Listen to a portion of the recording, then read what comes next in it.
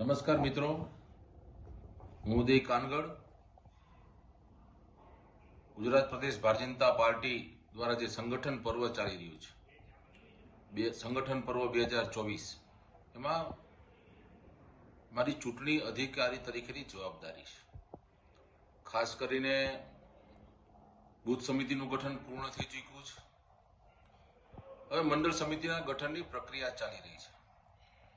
7 અને 8 તારીખે સમગ્ર ગુજરાતમાં 580 મંડળમાં જે તે કાર્યકર્તા મંડળના અધ્યક્ષ થવા ઈચ્છુક હોય તેઓના ફોર્મ ભરવાની પ્રક્રિયા ખૂબ સારી રીતે સમગ્ર ગુજરાતમાં ખૂબ ઉત્સાહભેર એક કામગીરી પૂર્ણ થઈ છે. તારીખ 9, 10, 11, 12 અને 13 4 દિવસ દરેક જિલ્લાના ચૂંટણી અધિકારીઓ, સહચૂંટણી અધિકારીઓ મંડળનો પ્રવાસ કરવાના હતા અને જે બૂથના કાર્યકર્તાઓ છે એ બૂથના કાર્યકર્તા સાથે ચર્ચા વિચારણા કરવાના હતા, એમના અભિપ્રાયો લેવાના હતા. પરંતુ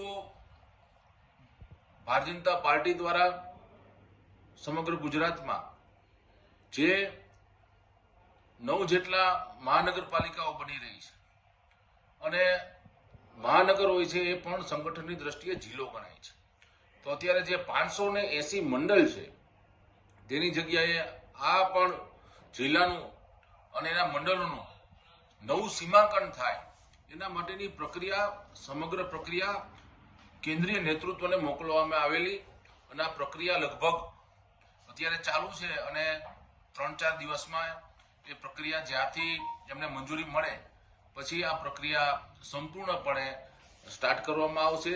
માત્ર 3-4 દિવસ પૂરતું જ આ સ્થગિત કરવામાં આવેલું, બીજું કોઈ પણ પ્રકારનું કન્ફ્યુઝન નથી. ખૂબ સારી રીતે સંગઠનનું મહાપર્વ ચાલી રહ્યું છે અને 25 તારીખ સુધીમાં ગુજરાતના તમામ મંડળના અધ્યક્ષો નક્કી થઈ જશે.